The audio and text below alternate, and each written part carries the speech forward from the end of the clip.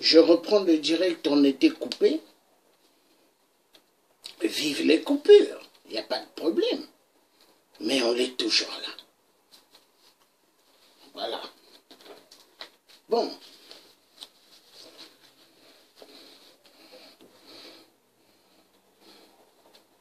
Un sérieux problème. Mais est-ce qu'on va se taire, hein? On ne peut pas se taire. Laurent Gbagbo, il n'a rien fait, hein? Mais il a passé 8 années dans les cellules. Cellules en Côte d'Ivoire. Hein? Et après, ils l'ont envoyé à la CPI. Et Blé Goudé, rattrapé, envoyé aussi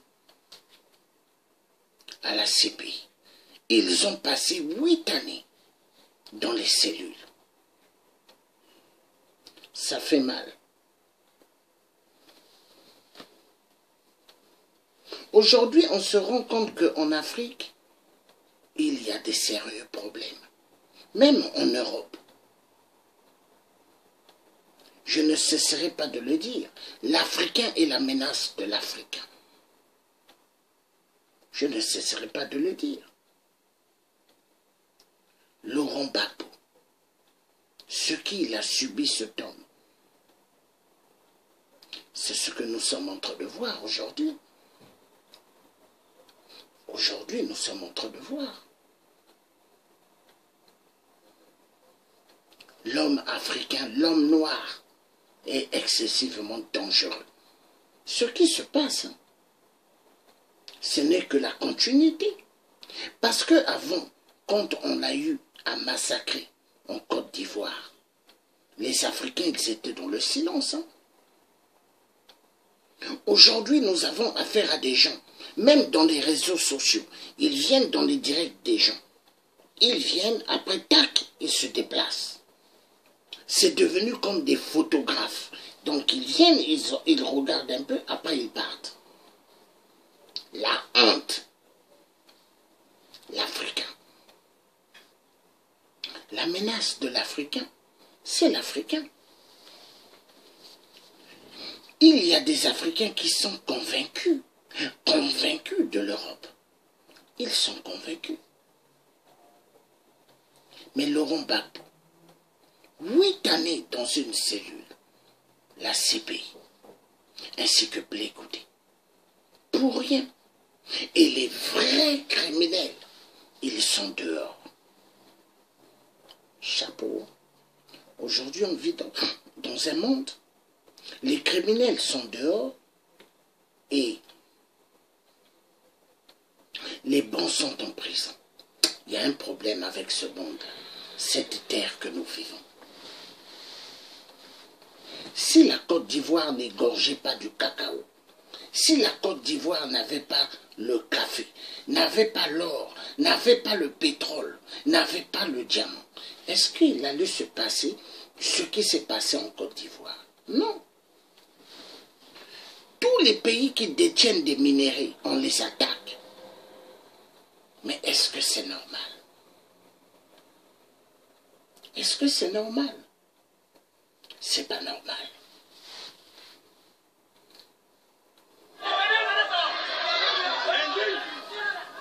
Ici, nous voyons l'arrestation. Tous ils étaient contents. Qu'on prenne Laurent Gbagbo, qu'on l'humilie, qu'on puisse l'humilier. Ils étaient contents. Hein? Est-ce que c'est normal?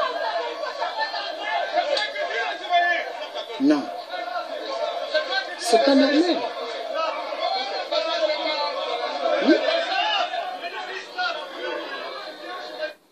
On tue les Ivoiriens à main nue. On prend leur président.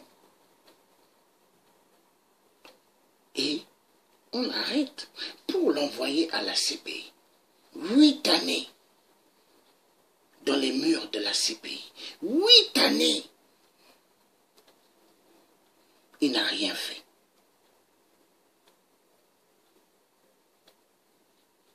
Huit années. 8 années. 8 années qui n'est pas... 8 années qui n'est pas 8 jours. Hein. 8 années derrière les barreaux. Laurent Gbagbo. Tout ça parce que Laurent Gbagbo, il ne voulait pas faire partie de la cellule de la mafia de la France-Afrique. Donc pour eux, il fallait le mettre dans la cellule qui est la CPI. 8 années. Incroyable, mes frères. 8 années. Un homme qui n'a rien fait. Tout ça vient. 8 années, 8 années. Le même scénario, ce qui s'est passé à l'époque de Nelson Mandela. Mandela a passé un grand moment en prison. La prison de l'apartheid. Mais ce qui se passe en Côte d'Ivoire, incroyable mes frères, ce qui se passe à la CPI, du jamais vu. 8 années. Non. Laurent Gbagbo. À la CPI. La CPI. Hein? 8 années. Dans ce tribunal de mensonges. Dans ce tribunal dont les Américains ne reconnaissent pas. Les États-Unis d'Amérique. Donald Trump a critiqué la CPI. Mais la CPI qui n'est que le tribunal de Nicolas Sarkozy, hongrois de merde. La vérité doit être dite. Le président, bonjour à tous.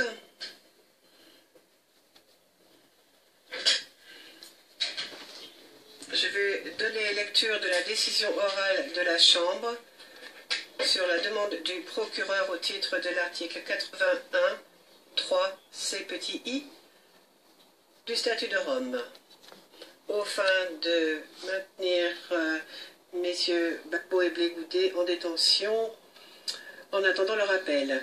D'après cette disposition, le fait d'ordonner le maintien en détention d'un acquitté ne peut se faire que lorsque il y a des circonstances exceptionnelles concernant au moins les facteurs suivants.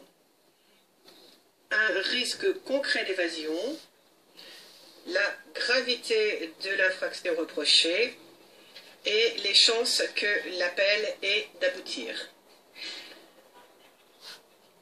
L'article 21 du statut prévoit que la Cour doit interpréter et appliquer son droit applicable, et je cite, selon les droits humains reconnus internationalement. Fin de citation. D'après ces normes, la détention est une mesure qui est et qui doit rester exceptionnelle. Surtout, au vu du droit qu'a un accusé à la présomption d'innocence. Et la décision d'aujourd'hui est une application de cette présomption, et il conviendrait donc qu'il existe des raisons exceptionnelles pour que M. Gbagbo et M. Blé Goudé soient maintenus en détention. Ayant reçu les... Voilà. Est-ce que c'est normal? Ayant entendu les arguments... Est-ce que c'est normal que Laurent Gbagbo et Blé Goudé soient dans une prison, des gens qui sont allés chercher nos parents à l'époque, l'esclavagisme? L'apartheid n'est que une prison de la continuité, de la barbarie, de l'homme noir. C'est-à-dire il faut martyriser l'homme noir. L'homme noir pour le tribunal de la CPI, il n'a pas de valeur. Incroyable, mais vrai. La CPI. Nous allons regarder un peu le tribunal de l'apartheid. Des partis et des participants, la Chambre, à la majorité, Madame le juge Herrera Carbuccia ayant une opinion dissidente, décide ce qui suit. Concernant la gravité des charges, certes, les charges sont graves en tant que telles, mais ceci n'est pas une circonstance extraordinaire qui justifierait la détention de personnes ayant été acquittées. En fait, lorsque l'on se retrouve devant cette cour et qu'on est accusé devant cette cour, on doit répondre de charges sérieuses et graves. Il ne sert à rien de créer une hiérarchie de la gravité. Voilà. Donc, on va faire tout ce qu'on appelle des scénarios pour garder des gens dans une cellule, mais des gens qui n'ont rien fait. Et les vrais criminels, ils sont dehors. Hein? Les vrais criminels sont dehors. Les vrais criminels ne sont pas à la CPI. Incroyable, mais vrai. Avant de repartir à la CPI, on va essayer un peu d'examiner quelque chose. Ça fait mal ce qui se passe. Mon cœur pleure.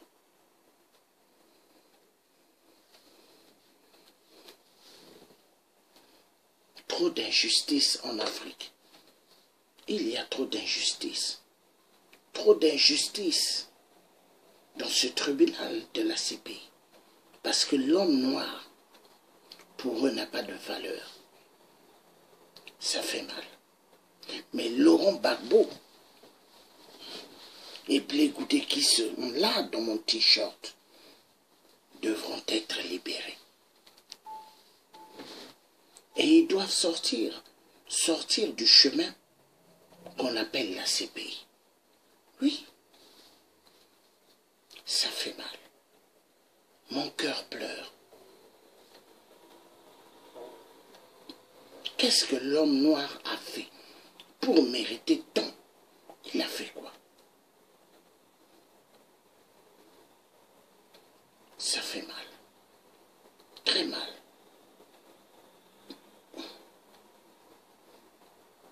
Alors,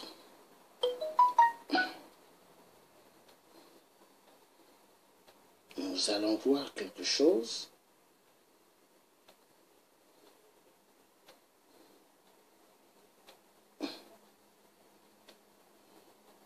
Ça fait mal.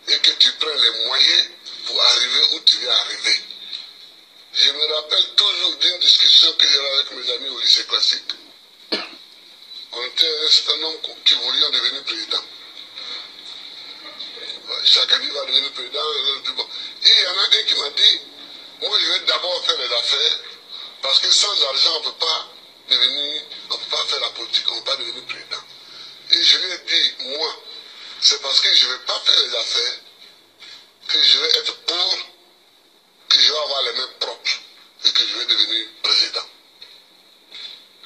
Aujourd'hui, mon ami, il a eu beaucoup d'argent, effectivement.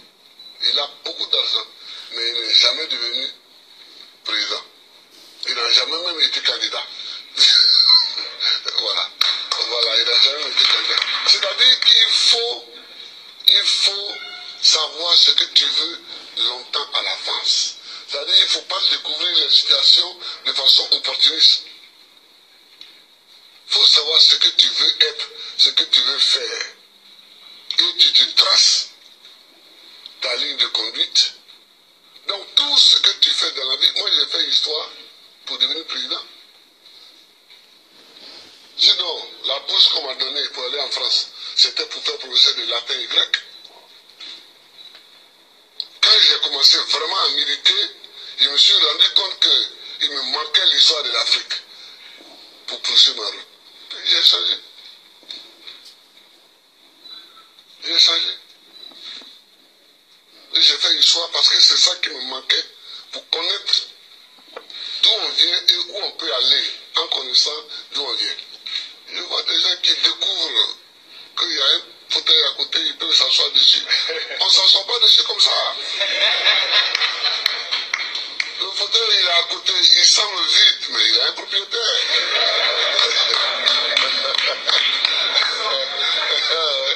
Il a un propriétaire.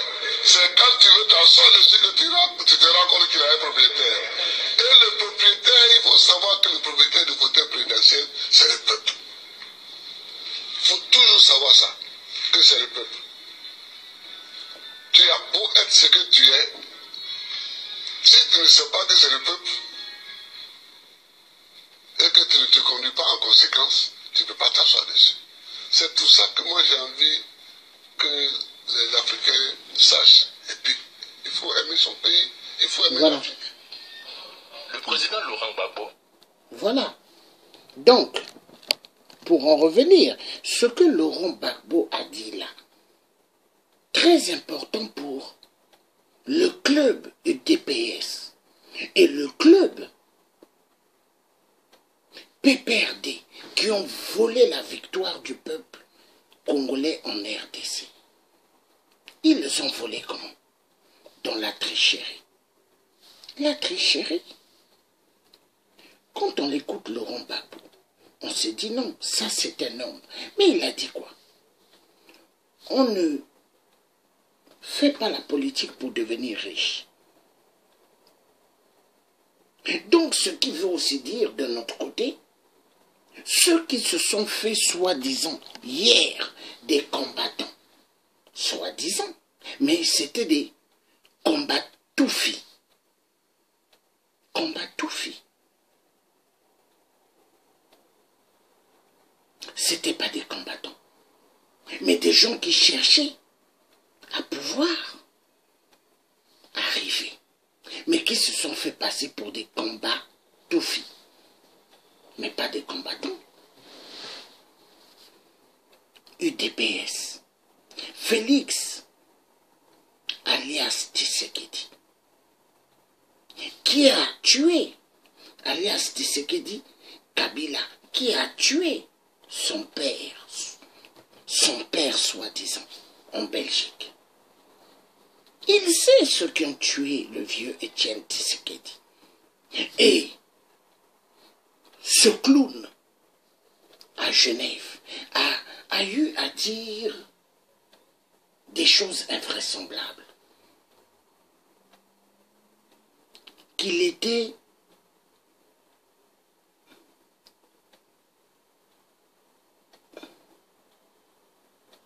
en sorte influencé par la franc-maçonnerie. Il a signé sans se rendre compte. Grandement fou. Et ce même-là, qu'est-ce qu'il va faire? Il a trahi les signatures de tous ses collègues de l'opposition se trouvaient à Genève. Exactement comme Alassane Ouattara, que Laurent Gbagbo avait sauvé à l'époque, parce que Alassane Ouattara, à l'époque où Fred Boigny voulait finir avec lui, mais qui l'a sauvé? Laurent Gbagbo. Ce même qui l'a sauvé, il a fait quoi? Il lui a poignardé derrière le dos, la CPI. Parce qu'il voulait absolument du pouvoir. Et Laurent Gbagbo, quand on l'écoutait dans le message qu'il a dit quoi? Le siège qui est là, il faut savoir, il est un propriétaire. Mais quand il dit le siège est là, il faut savoir qu'il est un propriétaire. Il voulait dire quoi? En sorte, il a dit lui-même que le siège là, au fait, c'est le peuple. Le pouvoir appartient au peuple. Et c'est vrai. Est-ce que Félix, alias Tshisekedi, au Congo RDC, qui a signé des accords avec un des grands criminels qu'il est allé voir en cachette, Hippolyte Kanambe, alias Kabila, est allé avec un représentant de Sassou, le grand génocidaire, un des conseillers soi-disant. Hein? Et signer des accords pour vendre le Congo RDC pour la balkanisation. Non, c'est fort. Exactement comme ce qui s'est déroulé en Côte d'Ivoire. Hein? La Côte d'Ivoire, il y a eu coup d'État. La France, Nicolas Sarkozy, un roi de merde, il a fait un coup d'État en Côte d'Ivoire. Il a placé son frère. Parce que Alassane Ouattara, la femme blanche qu'il a, c'est la sœur à la femme à Nicolas Sarkozy, l'ex-femme Cécilia. Donc, il fallait ramener, vu, ah non, c'est fort, Vincent Bolloré, vu il voulait du port d'Abidjan, vu Vincent Bolloré voulait contrôler pas mal de choses en Côte d'Ivoire, donc le système de la France-Afrique, coup d'État en Côte d'Ivoire, on renverse celui qui n'a jamais demandé un centime à la France, mais qui s'est battu, et il a tout fait lui seul. Et les salaires ne manquaient pas, hein. Il y avait toujours l'argent. Et cet homme-là, on va tout faire pour le renverser. Il faut le renverser du pouvoir, Laurent Gbagbo. Et il faut tuer des Ivoiriens à main nue. Ils n'ont pas d'armes. Et qui tire sur eux? L'armée française. On les tue. Des civils à main nue. On bombarde le palais de Laurent Gbagbo par l'armée française. Et les hommes de Alassane Ouattara, on les dit, c'est bon, vous pouvez rentrer. Et ils tuent à l'intérieur des éléments de Laurent Gbagbo. Non, le cinéma de la France-Afrique. Voilà pourquoi je dis, la France-Afrique est un virus excessivement plus dangereux que le sida et Ebola. C'est une mafia terrible. Voilà. Voilà où est-ce qu'on met les Africains. Dans des chemins de turbulence. Mais l'histoire qui s'est passée hier en Côte d'Ivoire, les gens ont cru que ce n'était que la Côte d'Ivoire. Mais voilà. Voilà. De l'autre côté, Congo RDC. L'histoire se répète. Congo RDC. On est en train de jouer avec le peuple. Mais voilà pourquoi ce peuple congolais de la RDC devront comprendre. Le destin est dans leurs mains. Voulez-vous bien vivre? Voulez-vous tout avoir? Il faut vous lever. Il n'y a que le soulèvement populaire pour qu'un peuple sorte de l'embarras, pour qu'un peuple sorte de la misère. Soulèvement populaire. Mais si le peuple ne se lève pas, le peuple va crever. Voilà, la vérité doit être dite. Donc, on va réécouter. Il a goûté, il semble vite, mais il a un propriétaire.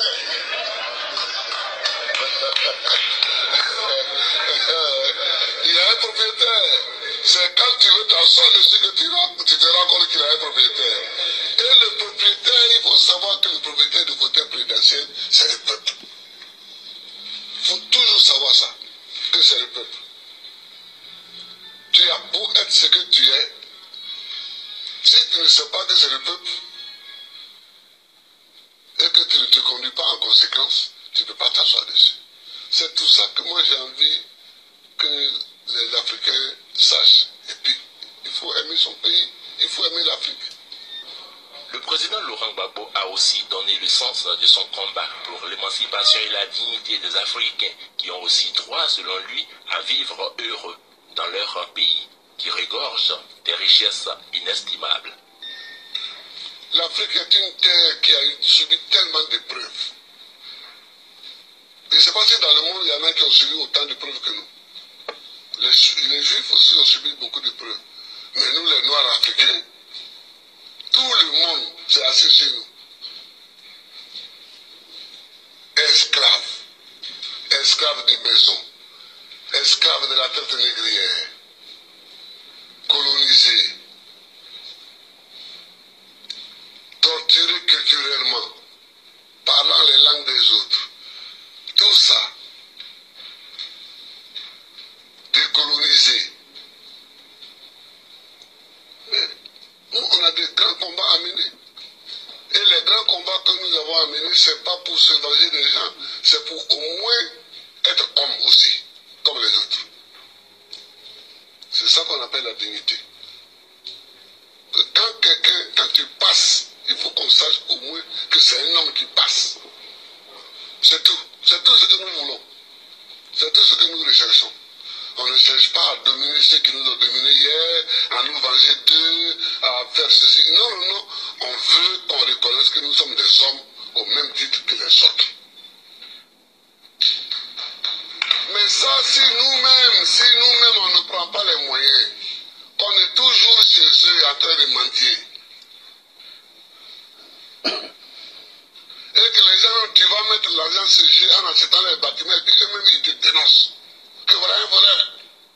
Comment? Je vous amène l'argent, vous me dénoncez. Mais je vous amènerai rien. Ah oui, moi quand je vois des chefs d'État africains qui sont dénoncés en Europe, parce qu'ils ont investi en Europe, ça me fait pitié pour l'Afrique. Ça me fait pitié pour l'Afrique. Ça me fait pitié pour l'Afrique. Non, il ne faut pas faire pitié. Il ne faut pas faire pitié. Quand tu passes, il faut qu'on dise que voilà un homme qui passe.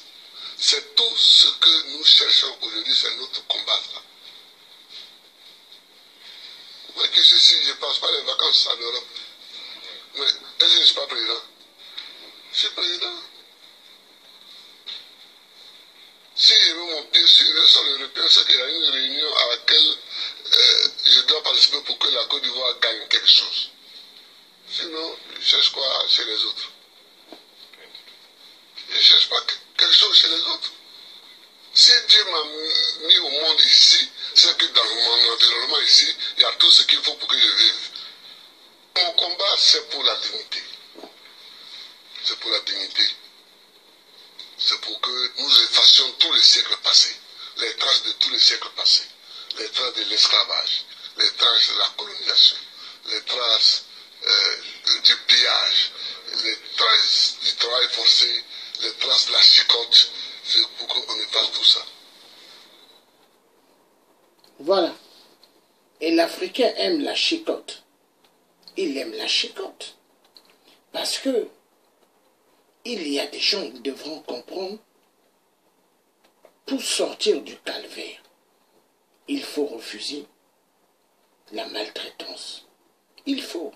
Mais est-ce que l'Africain veut vraiment sortir du calvaire?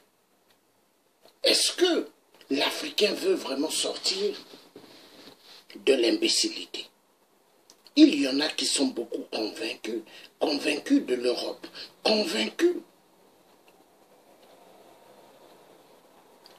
d'être aux États-Unis ou d'être au Canada. Mais je vais vous dire une chose. l'Afrique, nous avons toute bonne chose naturelle en Afrique. L'Afrique, c'est bien. L'Afrique, elle est bien. Mais est-ce que les Africains savent que l'Afrique, elle est bien? L'Afrique va mal parce que il y a des Africains qui sont convaincus des Occidentaux pour détruire l'Afrique. Mais on ne doit pas détruire l'Afrique. On doit faire à ce que nous sortons du calvaire. Oui, très important. Très important.